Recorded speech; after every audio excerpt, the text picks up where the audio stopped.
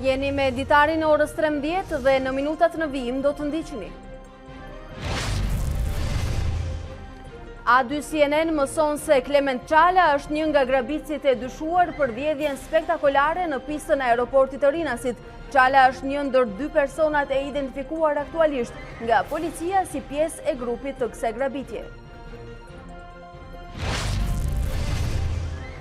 Olsian Çela është kandidatura e parë zyrtare në garë për prokuror të përgjithshëm. Aktualisht ai është prokuror të krimet të rënda. Ende nuk ka dorëzuar dosjen kryeprokuroria e përkohshme Arta Marku, që pritet të ishte kandidatura e parë. Studimet faktojnë se në qeverisjen Rama shqiptarët paguajnë më shumë taksa e tatime. Sipas raportit të Altaks, kjo ka ndodhur për shkak të vendosjes së taksës progresive dhe rritje e disa taksave përfshirë dhe ato vendore. Zonja dhe zotri, u përshëndes, por I takohemi me Ditari në orës 13 drejt për drejt në ekranin e A2 CNN. Në hapësirë në vijim do të keni mundësi të informoheni edhe për të tjera tema si këto. Demokratët ju rikthyen sulmeve kundër Donald Trump pas publikimit të raportit 2 vjeçar për bashkëpunimin me Rusin. Ata kërkojnë që prokurori i posaçëm Robert Mueller të dëshmojë në Kongres dhe thonë se ka prova për ngritjen e akuzave ndaj presidentit. Briken Calja, kampioni i Europës në peshngritje, fituesi 4 medaljeve të arta dhe 2 argjendi, rrëfen në A2 CNN. Problematikat e këtij sporti si dhe sportistët që mbeten të rrezikuar nga dopingu.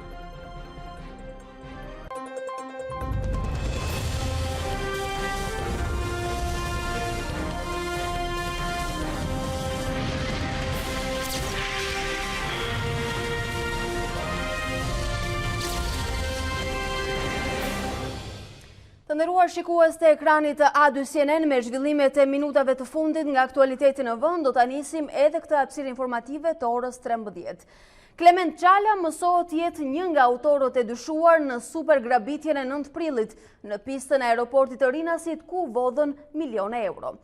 Burime për A2 CNN konfirmojnë se grupi hetimor ka arritur të identifikojë 2 nga autorët e kësaj grabitje. Në këtë ngjarje mbeti vrar Admir Murataj, ndërsa 4 personat e tjerë u larguan bashkë me shumën e eurove. Vetëm pak minuta më parë, ky ishte raportimi I reporterit të A2 CNN Jul Kasapi. Atëherë Denisa, në një kohë që Ministri I Brendshëm ka mbledhur krerët më të lartë të policisë së shtetit në ministri, në drejtorinë e policisë së Tiranës, e cila ka në dorë dhe dosjen hetimore për sa I përket supergrabitjes së 5.7 milion eurove, javë më parë ka mbërritur dhe identifikimi I 2 personave të dyshuar sipas policisë, të cilët kanë marrë pjesë në grabitje. Identiteti I njërit faktikisht është ende, nuk është bërë ende I ditur, ndërkohë që për personin tjetër policia dyshon se është Klement Çala. Bëhet fjalë për një person I njohur pra nga policia, I shpallur në kërkim që në vitin 2017, atëherë kur u goditën blindat me para, ndërkohë që në atë kohë pra Klement Çala, 31 vjeçari nga Elbasani, por dhe Admir Murataj arritën t'i shpëtonin ndjekjes së policisë gjatë operacionit Patriot. Ndërkohë, prokurorët e krimeve të rënda në bashkëpunim me policinë e shtetit dhe organet e tjera ligjzbatuese vijojnë punën intensive për të vendosur paradrejtësisë autorët e grabitjes. Para ditën e sotme, Ministri I Brendshëm Sandër Leshaj zhvilloi një takim me drejtorin e përgjithshëm të policisë së shtetit, Ardi Veliu, drejtorin e policisë kriminale Tonin Vocaj, drejtori I policisë kuvitare Eduard Merkaj dhe disa drejtor qarqesh në ambientet e ministrisë me vartësit e tij. Mësohet se gjatë takimit u diskutua për grabitjen e Rinasit, si dhe analizimi I informacioneve të mbërritura nga partnerët për disa grupe kriminale. Takimi I sotëm vjen pas atij të djeshmit në qytetin bregdetar të Vlorës.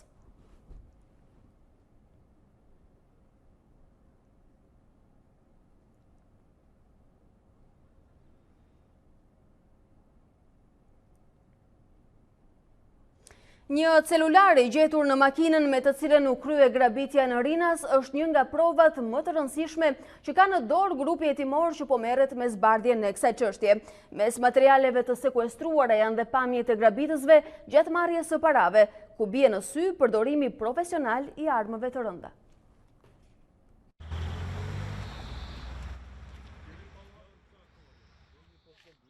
Një celular i gjetur në kroskotin e makinës së loguar hetimit tatimor mund të çojë hetuesit në zbardhjen e supergrabitjes. Deri më tani aparati është nënshtruar disa ekzaminimeve, por për prokurorinë është mjaft e vështirë në zbardhjen e telefonatave, pasi celulari është model mjaft i vjetër. Për këtë, policia së bashku me prokurorinë kanë zhvilluar disa teste për analizimin e qelizave telefonike në afërsi të fshatit Dritas, aty ku dhe mendohet se ka qenë pika e fundit ku autorët dogjën makinën me të cilën transportuan parat. Hetuesit besojnë se mes grabitësve ka pasur ura komunikimi dhe orari kur u dogj makina në 4 të mëngjesit mund ta lehtësojë punën me qeliza telefonike.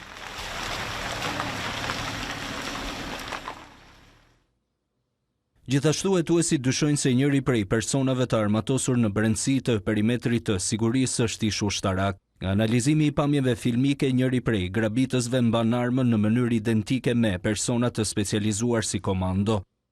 Nga ana tjetër, të gjitha bankave të nivelit të dytu janë dërguar shkresa zyrtare për të mësuar shumën e eurove të grabitura, por shifra paraprake bën fjalë për 5.7 milion euro.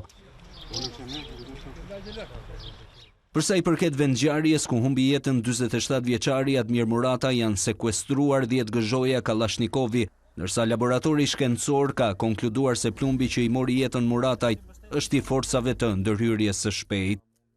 Edhe pse dyshohet se nuk kishte shkëmbim zjarri, pritet dhe një ekzaminim tjetër pasi dhe grabitësit përdornin të njëjtat armë si të policisë. Do të mbetemi tek informacionet nga aktualiteti. Olsi Çela është kandidati i parë zyrtar për prokuror të përgjithshëm. Prokurori i krimeve të rënda ka dorëzuar dokumentacionin te Këshilli i Lartë i Prokurorisë. Andoena Labani është në një komunikim të drejtë për drejtë me ne në këto momente. Andoena pritej që të ishte Arta Marku, kryeprokuroria e përkohshme e para e cila do të regjistrohej dhe zyrtarisht, por këtë hap i pari e hodhi Olsi Çela. Si duhet ta lexojmë këtë vendim? Janë pikërisht 2 kandidaturat më të forta për cilat është përfolur shumë gjatë dhe në radhët e prokurorëve. Arta Marku, edhe pse e ka shprehur që do të jetë një kandidate e denjë për kreun e prokurorisë duke kërkuar një mandat të dytë, nuk ka hezituar, me thënë të drejtën, për të dorëzuar dokumentat e para për sa i përket afatit të vendosur nga Këshilli i Lartë i Prokurorëve, i cili është data 29 prill. Deri në këtë afat do të paraqiten të gjithë dokumentat nga kandidatët për prokuror të përgjithshëm, përveç Arta Markut dhe Olsian Çelës, i cili e ka hapur siparin e kësaj gare, janë edhe prokurorët Sokol Stojani, Besnik Muçi, por edhe Adnan Xholi, një prokuror me shumë përvojë në prokurorinë e përgjithshme. Ata do të konkurrojnë për një mandat 7 vjeçar, ku Olsi Çela duket sikur është në radhët e prokurorëve është emri më i përfolur si prokuror i mundshëm i përgjithshëm. Kjo e tregon dhe fakti që ai nuk ka hezituar që të jetë i pari, duke dorëzuar të gjitha materialet e kërkuara nga Këshilli i Lartë i Prokurorëve, të cilët kërkojnë sipas ligjit për prokurorin e përgjithshëm. Në fakt bëhet fjalë për disa kritere, 4 kriteret kryesore për të qenë prokurori i përgjithshëm në këtë garë janë ato profesionale, morale, integriteti, vlerësimi organizativ, element shtesë për vlerësim, përvojë akademike dhe titulli shkencor. Në fakt do të jetë një kontroll goxha i imtësishëm nga një grup pune që është ngritur nga Këshilli i Lartë i Prokurorëve, i cili do të verifikojë të gjithë karrierën gati 15 vjeçare të çdo kandidati për prokuror, duke parë dosjet që ka patur, mënyrën se si është hetuar deri gjithë procedura deri në daljen përpara gjykatës të çështjeve nga prokurorët të përveçëm, të cilët tashmë do të jenë në garën e prokurorit. Është në fakt ligji i ri për prokurorin e përgjithshëm e zhvesh atë nga shumë të drejta dhe çka ka patur më parë prokurori i përgjithshëm. Pra kompetencat për emrime, transferime, masa disiplinore tashmë i kanë kaluar Këshillit të Lartë Prokurorisë dhe jo më prokurorit përgjithshëm, ndërkohë që në bazë të ligjit të ri prokurori i përgjithshëm do të ketë diçka më shumë se një kancelar sot i prokurorisë apo i gjykatës. Andoena, dhe kur përfundon afati për këtë garë të rëndësishme?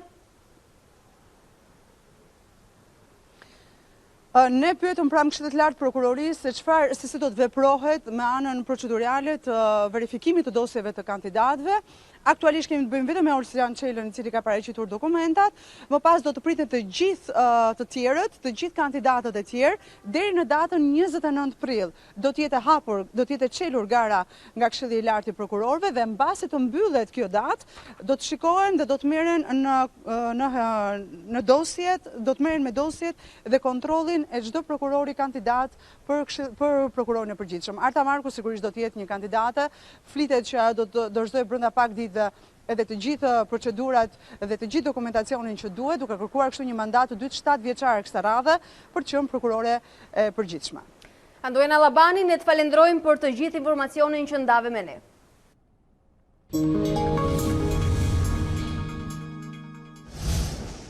Mbi 1.000 banor të Valiasit vuajnë prej vitesh nga mungesa e një sistemi kanalizimesh. Ata tregojnë për Radio CNN se askush nga pushteti lokal dhe qendror nuk i ka ndihmuar, ndërsa shprehen se 10 fëmijë janë prekur nga sëmundje tumorale.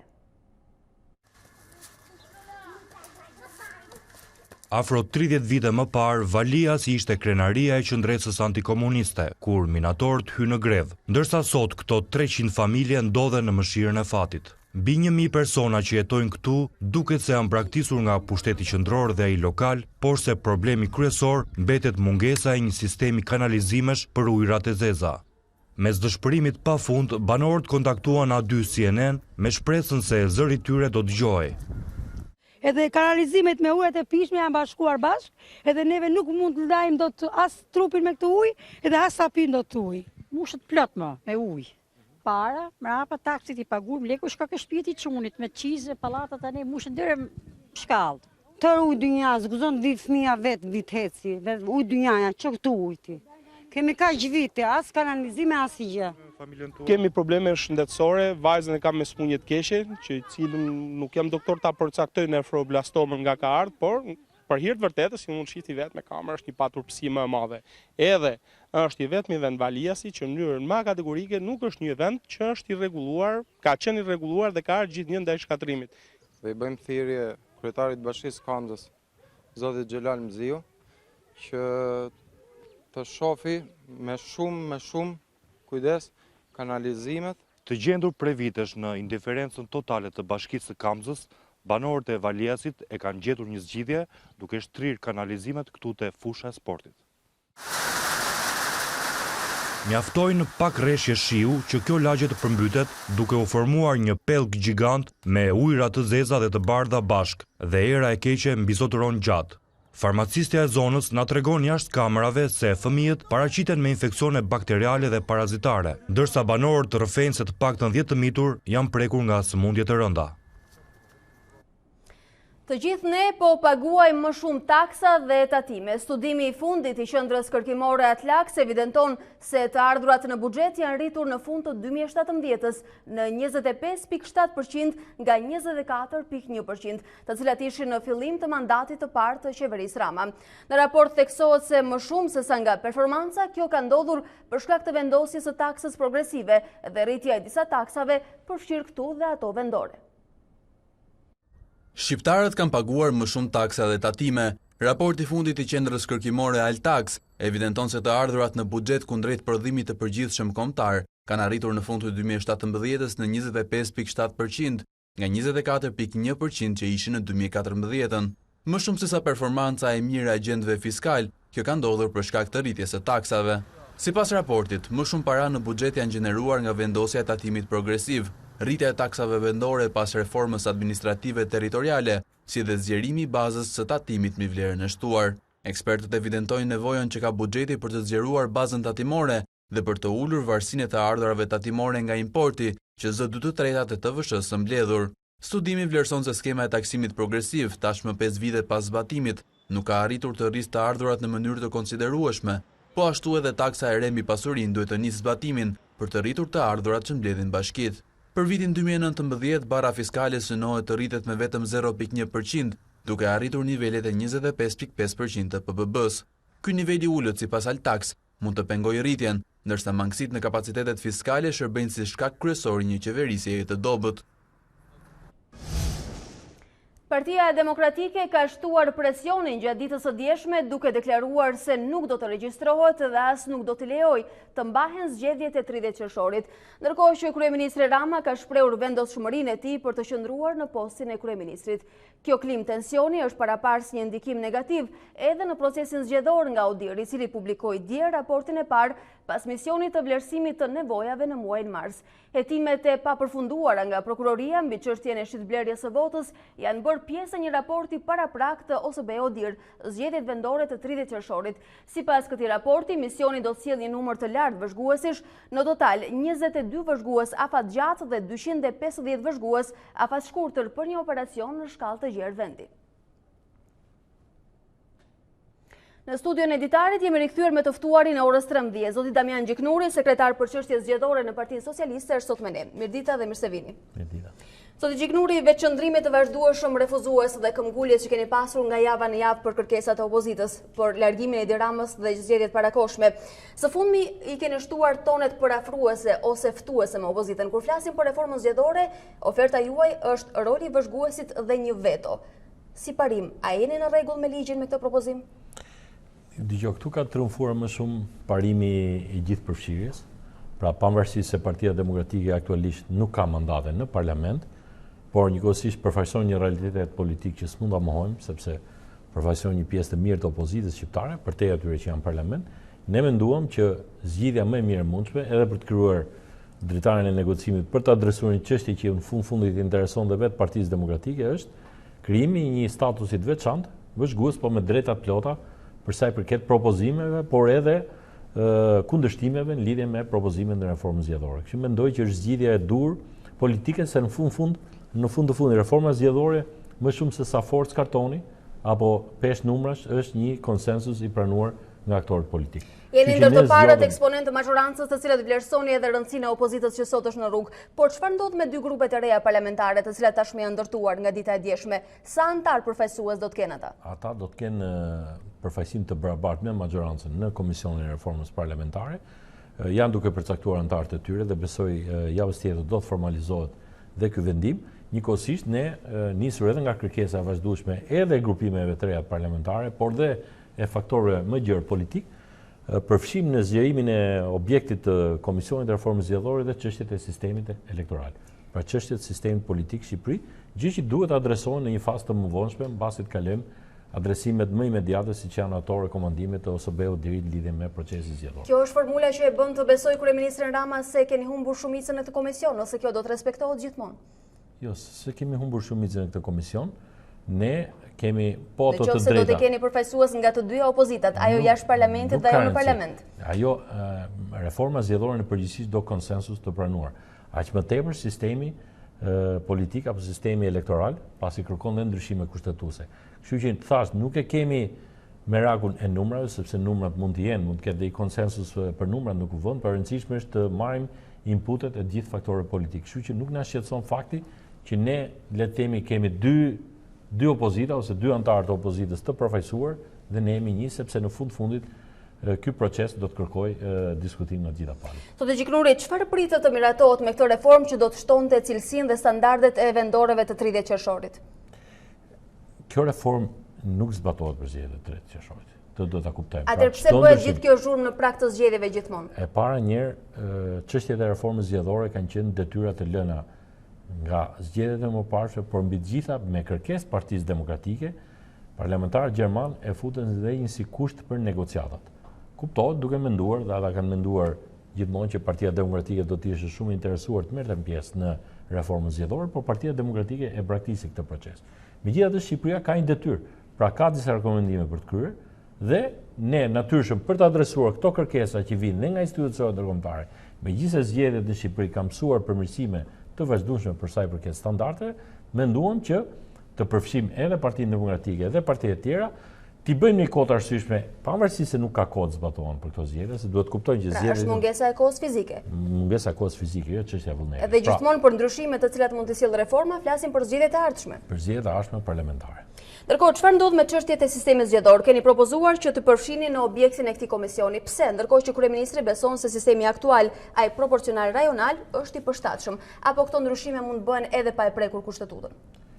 Kjo duhet parë, mund të ketë ndryshime që mund të bëhen pa prekur kushtetutën, por mund të ketë dhe ndryshime më themelore që do të duan patjetër preket kushtetutës. Nuk mund të them, nuk kemi se një model të gatshëm, ne patjetër do marrim dhe ekspertizë ndërkombëtare dhe konsulencë të mjaftueshme. Do zhvillojmë një debat shumë të gjerë nga të gjithë aktorët politik, do shikojmë çfarë nuk ka shkuar mirë me këtë sistem dhe në fundit dhe krizat her pas hershme politike në Shqipëri lidhen, mund të kenë dhe pjesë të karakterit politik të sistemit. Për mendimin tonë sistemi nuk është i keq, megjithatë, meqense kemi një diskutim politik dhe nisur nga vullneti i mirë për gjetur një konsensus sa më të gjerë, meqense ka shumë aktor politik që kërkojnë ta shikojnë, ne jemi të gatshëm, ti dëgjojmë, madje edhe ne të kalojmë në propozimin tonë. Në fakt duket si një instrument për të joshur opozitën, e cila së fundmi ka nisur të artikulojë idenë për një sistem ndryshe zgjedhor i cili do të ishte më adaptë dhe më i përshtatshëm. Jo, dikur në përgjithësi janë opozitat që kërkojnë ndryshime të sistemeve. Po të kujtojmë edhe ose që shtynë shumë për ndryshimet të kodit elektoral. Edhe kur ne ishim në opozitë, shpeshherë ushtronim trysnin tonë për të arritur ndryshime në kodin zgjedhor që adresonin shqetësime që ne i mendonim që ishim të drejta. Kështu që nuk ka asgjë jo normale këtu. Kjo është një traditë e politikës shqiptare dhe nisur nga ajo traditë konsoliduar dhe me dëshirën e mirë për të gjetur një vullnet mirë dhe për ta bërë. Qëllimi i Partisë Socialiste nuk është të përjashtojë parti dhe asnjë parti nuk duhet ta ketë këtë në mendje. Demokracinë e bën gara dhe pjesëmarrja e lirë e gjithë aktorëve politik do të ishte një çelës shumë i mirë për sigurinë e vendit. Nga ana tjetër, kur vetë aktor politik caktuar vetë përjashtohen, edhe kjo është një zgjedhje. Është si e zgjedhje, si e drejta e votës, pra mund marrësh pjesë, mund edhe të mos marrësh pjesë duke lëshuar një sinjal politik. Mbase Partia Demokratike mendon që mos pjesëmarrja në zgjedhje do të kthehet në një instrument trysnie politike, ashtu siç bëri me ndjekjen e mandateve, mendoj që nuk është rruga e durë, ne kam thënë edhe tjetër dhe në një farë mënyrë po bëj një self-fulfilling prophecy, pra po përmbushim profecinë tonë që ai që ka këshilluar Lulzim Bashën për ndjekjen e mandateve i ka bërë një dëm të madh, sepse ndjekja e mandateve nuk do ta çonte asgjë kundi, përkundrazi Partisë Demokratike do t'i bënte shumë dëm, pse jo dëm dhe demokracisë, sepse në fundit konkurenca dhe baraspesha politike mban sistemin në këmbë. Po më thoni se ju nuk ju intereson që opozita të mbetet jashtë, pavarësisht se sot është jashtë parlamentit dhe po proteston. Çfarë keni bërë orët e fundit për t'i parafruar qëndrimet?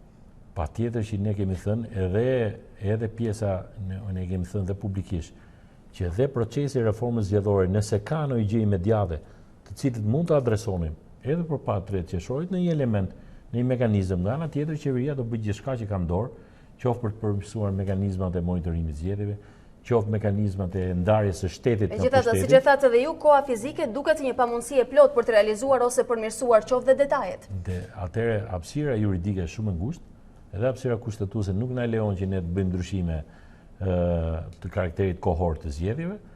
Kështu që unë mund të them që në këtë rast është vetë opozita që ja dogji të mundësi vetes dhe unë kam thënë dhe herë tjetër po e përsëris që mund të ketë aktorë tjerë politik, të cilët do garojnë sepse zgjedhjet lokale janë politike, po janë dhe interesa lokale. Në zgjedhjet lokale zhvishen, zbuten interesat politike dhe predominojnë interesat lokale. Dhe kjo është eksperjenca prandaj shpeshherë në zgjedhjet lokale ka dhe surpriza. Ka qytete që mund të jenë të majta, shkojnë djatha, siç ka qenë rasti Përmetit, rasti Pogradecit. Pse? Për arsye të kandidatit. Ka qytete të djatha që shkojnë majta. Pikërisht në prag të këtyre zgjedhjeve opozita ngjizje dhe kauzën e saj.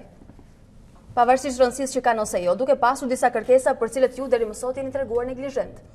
Po çfarë kërkesa ka? Se vetëm kërkesa ka opozita është të ikni ju thotë që të vim ne, po tash rotacionet politike. Këto janë kërkesat, largimi i kryeministrit, qeveri tranzitore, zgjedhjet parakohshme për të garantuar zgjedhje të lira dhe të ndershme. Në jetën normale, njerëzit arrin ekuilibra jo duke asgjësuar tjetrin. Pra nuk thua hik ti nga kjo botë që të vi unë, ose hik ti nga ana politike s'do vi unë.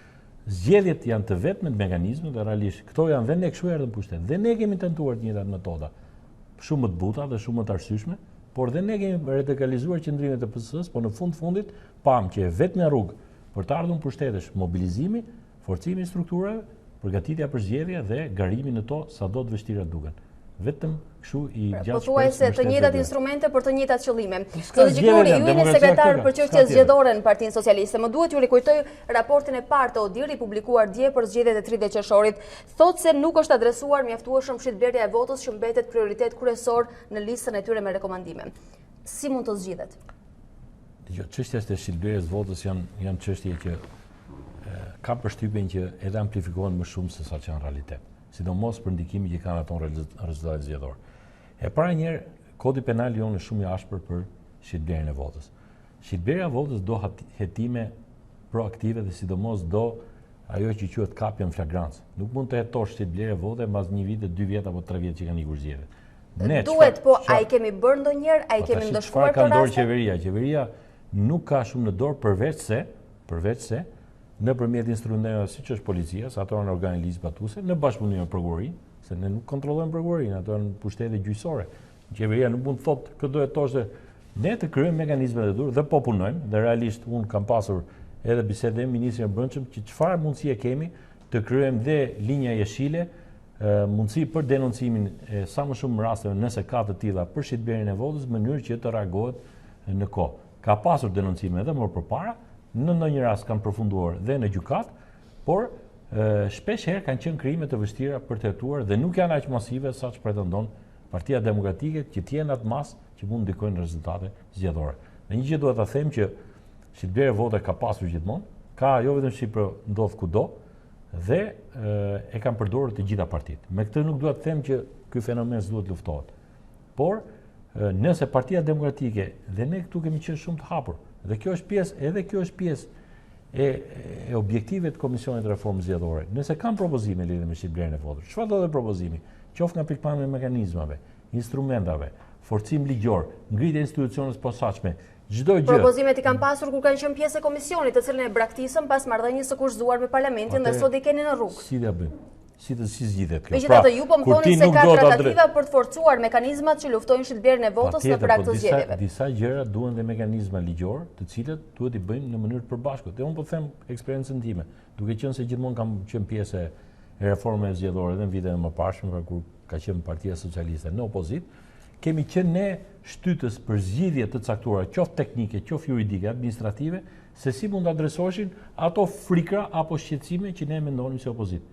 Jam ulur me kolegun Oerd atëherë dhe me tjerë, ku diskutonim, Partia Socialiste mendon që duhet bërë ky mekanizëm.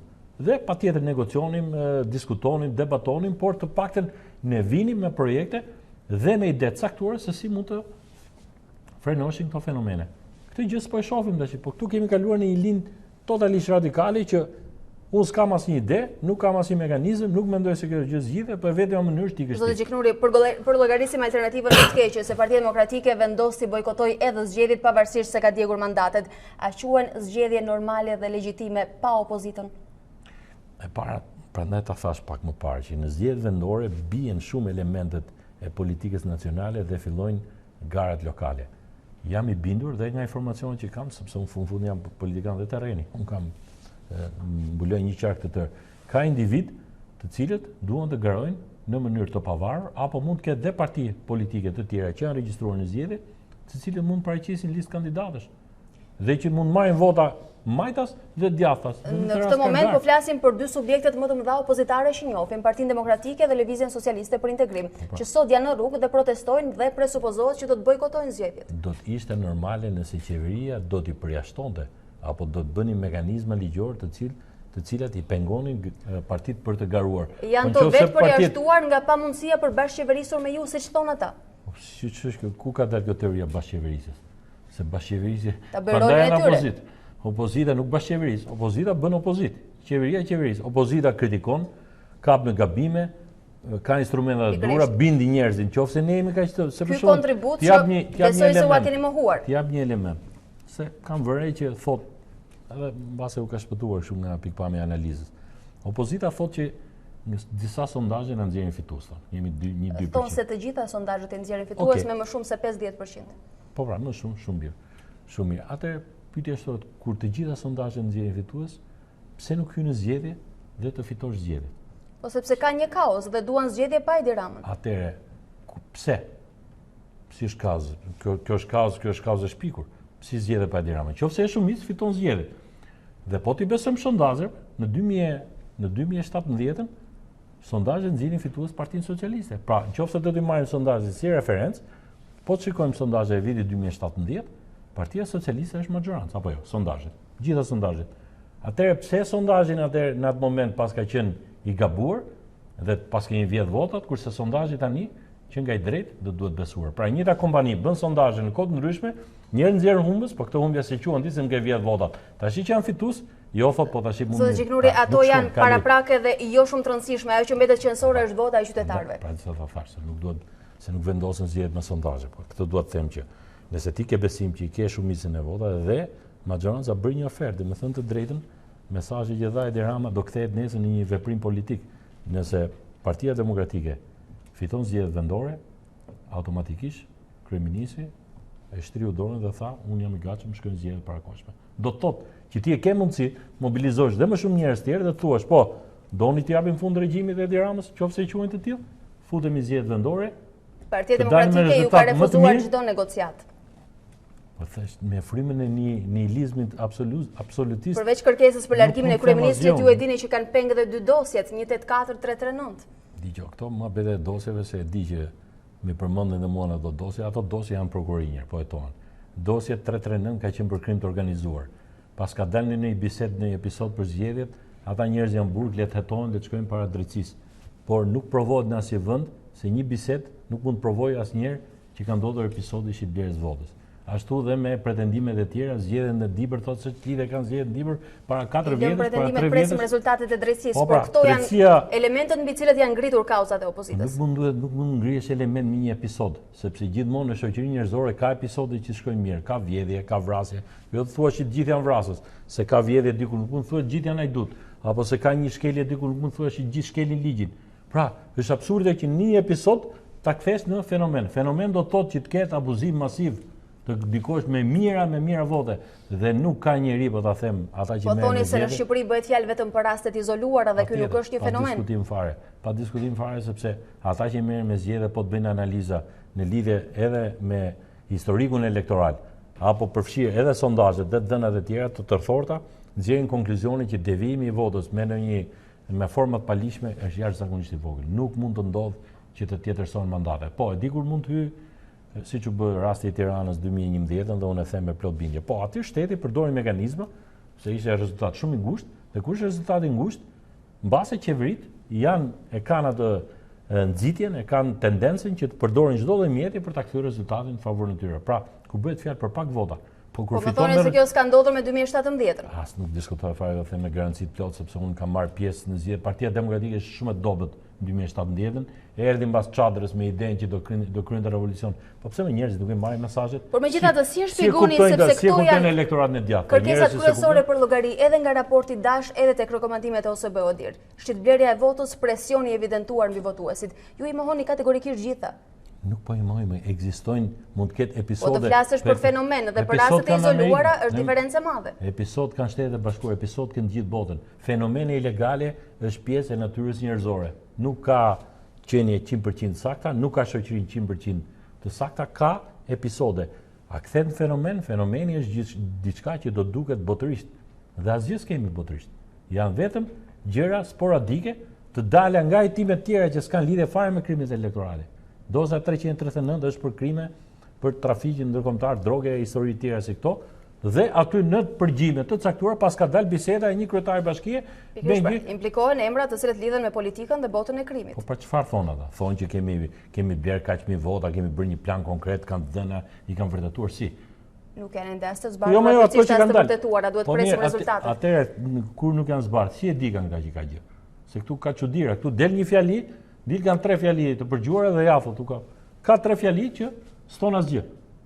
Pra nuk thon asgjë, ka aludime. Atëherë ku është ky problemi madh për zgjedhje? Ju mbeten me idenë që opozita duhet të pendohet dhe të rikthehet zgjedhjeve. A besoni se janë larg këtij hapi? Opozita ka bërë një gabim, më vjen keq. Realisht unë e them me shumë sinqerisht që do doja të kisha garë, sepse edhe vlera jon politike, edhe unë si individ më pëlqejnë garat, sepse garat nxjerrin pa njerëz, garat nxjerrin pa dhe strukturat politike dhe në fund politikani merr vlerë kur ka gara.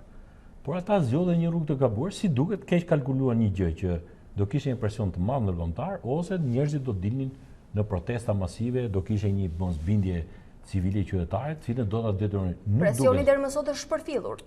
Po jo, nuk ka pas presion të tillë, ka protestues politik militant me një numër të caktuar, por nuk ka popull, pra qeveritë e dikur bien kur njerëzit në mënyrë masive dalin, manifestojnë dhe s'ka nevojë për organizim politik. Kur kanë qenë raste të tilla, 97-a, që kishte një ngjarje shumë të rëndë sociale dhe ekonomike, pra falimtimin firmave piramidale, nuk kishe punë as opozita që në gjendje jo të mirë për veten atë kohë, njerëzit dolen në mënyrë masive të paorganizuar. Këto janë krizat të tilla, të cilat vërtet çdo qeveri do thotë, ose të kanë një ngjarje shumë të rëndë që të mobilizojë njerëz dhe dalin. Po kur opozita nxjerr secila nxjerr militantët, mbështetësit e vet, nuk është kjo. Se ajo lloj gare nuk zhvillohet në shesh, zhvillohet në kutinë. Le të presim për vendimet e orëve të ardhshme. Unë ju falenderoj shumë që ishit sot këtu. Faleminderit juve.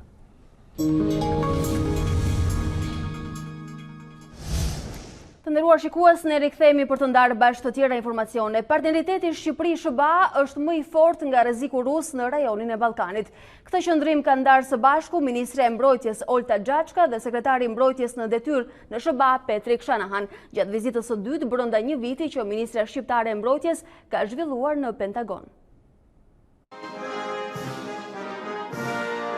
Për të dytën herë brenda një viti, ministra e mbrojtjes Olta Xhaçka viziton Pentagonin në vizitë zyrtare. Gjatë kësaj vizite, Xhaçka u prit nga sekretari amerikan i mbrojtjes në detyrë Petrik Shanahan. Të dy zyrtarët u shprehën të kënaqur me bashkëpunimin dy palësh në fushën ushtarake. Xhaçka vlerësoi mbështetjen dhe suportin e Departamentit Amerikan të Mbrojtjes për forcat armatosura shqiptare.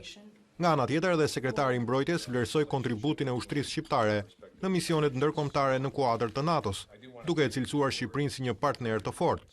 Në këtë kuadër, sekretari Shanahan preku edhe rrezikun e ndikimit rus në rajonin e Ballkanit, duke deklaruar se përballë këtij rreziku, partneriteti mes Shteteve të Bashkuara të Amerikës dhe Shqipërisë është më i fortë. Gjatë takimit u theksua edhe fakti që brenda këtij viti pritet të nisin punimet për ndërtimin e bazës ajrore të NATO-s në Kuçov.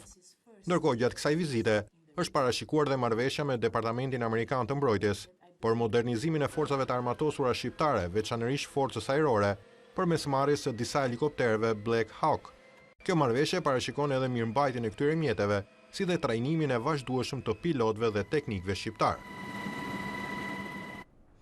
Ndërkohë, qeveria është duke marrë reagimet e para të studentëve të depozituara në sondazhin kombëtar. Kryeministri Edi Rama tha se ato janë tepër të rëndësishme për të kuptuar nevojat reale të studentëve, që më pas do të përkthehen në investime. Sondazhi është i rëndësishëm për një arsye, po mbi të gjitha është i rëndësishëm si një mekanizëm i ri i shprehjes së gjithë opinioneve të studentëve dhe i leximit të këtyre opinioneve mbi një bazë shkencore. Në vjesht, ne do të fillojmë të lançojmë garat e para për të filluar ndërhyrjet në infrastrukturë për auditorët, për shtesat e ndryshme që kanë dalë si nevojë në strukturat ndryshme, për laboratorët, për kampusin universitar, do të jetë investimi më i madh historik i qeverisë shqiptare për universitetin. Shpërthejnë trazirat në Irlandën e Veriut. Një gazetare mbeti i vrarë gjatë të shtënave që pasuan bastisjet policore në zonën e Kregan. Policia flet për akt terrorist nga ata që i quan pjesëtar të IRA së re. Një gazetare u qullua për vdekje gjatë dhunës që shpërtheu në Londonderry në Irlandën e Veriut, në atë që policia po e trajton si incident terrorist. Disidentët republikan po fajsojnë për vrasjen e 29 vjeçares Lyra McKee, gjatë razirave që pasuan bastisjet e policisë në zonën e Derry Cregan mbrëmjen e sejntes. 50 bomba molotov u hodhën ndaj automjeteve të policisë. Kemi nisur hetimet për vrasje dhe besojmë se bëhet fjalë për një akt terrorist të ndërmarrë nga disident republikan. Sipas gjykimit tonë, IRA e re qëndron pas ngjarjes. Autoritetet sqarojnë se një person i armatosur kishte hapur zjarr ndaj policisë gjatë bastisjeve në orët e vona të sejntes. Si pasojë në ngjarje humbi jetën 29 vjeçaria Lyra McKee. Republikanët e dhunshëm po planifikojnë sulme në qytet dhe ne po zhvillonim operacione kontrolli në Cregan. Po kërkonim për armë zjarri që mund të përdoren gjatë futjavës së Pashkëve. Një gazetar që ishte në vendin e ngjarjes tha se një breshëri plumbash ishte lëshuar në drejtim të policisë në rrugën ku gjendeshin gjithashtu 10 të rinj dhe fëmijë. Liderët politik dhe fetar të Irlandës së Veriut dënuan ngjarjet me termat më të ashpër. Presidenti francez Emmanuel Macron fiton pikë në sondazhe falë reagimit të tij për zjarrin që shkërmboi një pjesë të katedrales së Notre-Damit në Paris. Megjithatë, 67% e qytetarëve janë akoma kundër politikave të tij. Zjarri në katedralen e Notre-Damit në Paris solli kryesisht trishtim për francezët. Përveç kësaj, solli edhe një zhvillim të mirë, të paktën për presidentin Emmanuel Macron. Ajo është rritur me 3 pikë përqindjeja në muajin prill në një panoram të shënuar nga ajo që ndodhi në katedralen ikon të Parisit. Natyrisht ai është ndihmuar edhe nga operacioni profesional i zjarfikësve, të cilët i nderoi në pallatin Elysee. Është një nder i madh për mua. Në të njëjtën kohë zjarfikësit e Parisit janë një njësi e fshehtë dhe e përullur. Fakti që shteti vlerësoi punën tonë na ngrohu zemrat. Ndërhyrja e presidentit me njëherë pas zjarrit është gjykuar në lartësinë e duhur nga 6 francezë në 10. Kjo është bërë e ditur nga një sondazh i publikuar nga mediat vendase. Studimi zbuloi se 32% e popullsisë mbështesin presidencën e Macron, që e kthejnë atë në nivelet e muajit shtator përpara se të niste kriza me jelekët e verdh. Megjithatë, 67% e qytetarëve vijojnë të kenë një opinion negativ për të. Një gjë e tillë u pa edhe në protestën e fundit të disa aktivistëve për klimën. Ndërkaq që jelekët e verdh paralajmëruan se të shtunën do të rikthehen në rrugët e Parisit me protesta të mëdha kundër kreut të shtetit. Demokratët ju rikthyen sulmeve kundër presidentit amerikan Donald Trump pas publikimit të raportit 2 vjeçar për bashkëpunimin me Rusin. Ata kërkojnë që prokurori i posaçëm Robert Mueller të dëshmojë në Kongres dhe thonë se ka prova për ngritjen e akuzave ndaj presidentit. Demokratët po shtojnë trysni ndaj presidentit amerikan Donald Trump pas publikimit të raportit të shumëpritur mbi ndërhyrjen e Rusisë në zgjedhjet presidenciale të 2016-s. Ata kërkojnë që Robert Mueller, njeriu që realizoi raportin, të dëshmojë në Kongres lidhur me punën e tij. Fjalët dhe veprimet e bashkë sugjerojnë që ai nuk ka qenë i sinqert në deklaratën e tij se presidenti nuk ka kryer asnjë shkelje. Për këtë arsye unë kërkoj zyrtarisht që prokurori i posaçëm Robert Mueller të dëshmojë para Kongresit për t'u përgjigjur pyetjeve kritike. Raporti i redaktuar, i cili u publikua të njëjtën nga prokurori i përgjithshëm Robert Barr, zbulon se presidenti ishte përpjekur të shkarkonte Muellerin.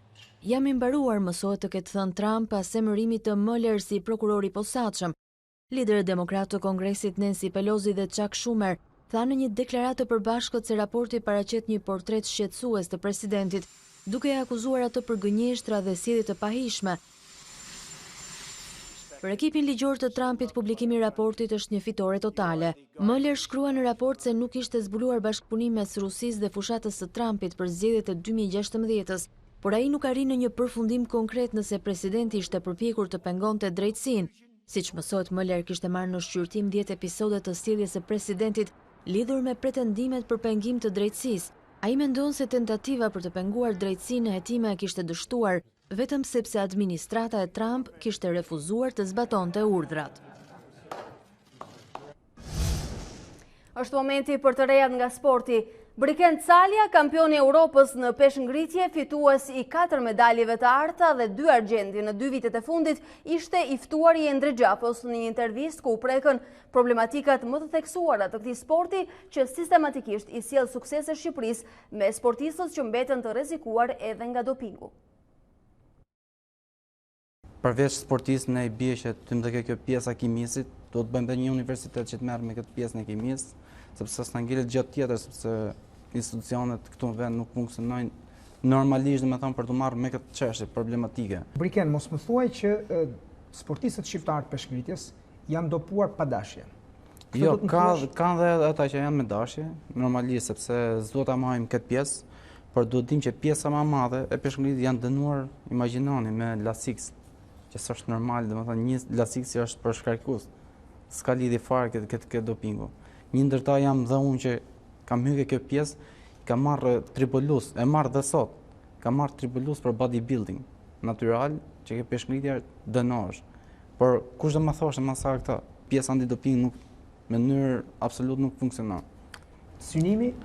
Të vetmi synim është vetëm ngjarjet olimpike dhe medalje, asgjë tjetër. Medalje është shumë të kërkosh një medalje. E kam premtuar edhe 2018 dhe 2019 medalje në Europian dhe premtoj edhe një medalje olimpike. Ke menduar të largohesh njëherë nga Shqipëria? Absolutisht ja. Luan Shabani apo në asnjë lloj momenti. Pse jo? Jo fare. Pse sporti është individual, njeriu një jetë ka. Jo, absolutisht. Unë jam i kënaqur pavarësisht gjithçkaje do ta vazhdoj karrierën deri në fund këtu në Shqipëri. Është momenti të shohim edhe një herë zhvillimet kryesore të këtij ditari. A2CNN mëson se Klement Çala është një nga grabitësit e dyshuar për vjedhjen spektakolare në pistën e aeroportit të Rinasit. Çala është një ndër 2 personat e identifikuar aktualisht nga policia si pjesë e grupit të kësaj grabitje. Olsian Çela është kandidatura e parë zyrtare në garë për prokuror të përgjithshëm. Aktualisht ai është prokuror të krimet të rënda. Ende nuk ka dorëzuar dosjen kryeprokuroria e përkohshme, Arta Marku, që pritet të ishte kandidatura e parë.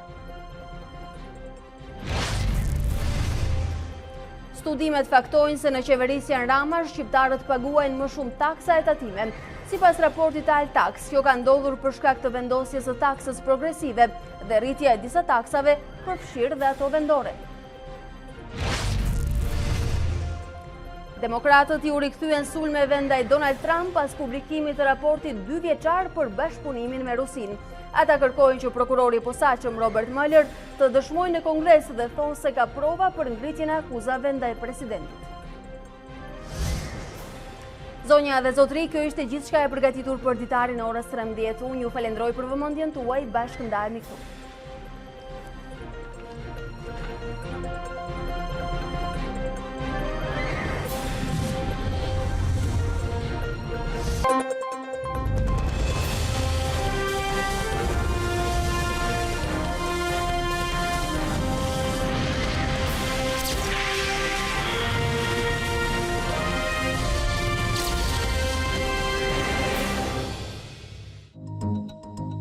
Unë jam Alba Lishani dhe ky është Ditari në A2CNN.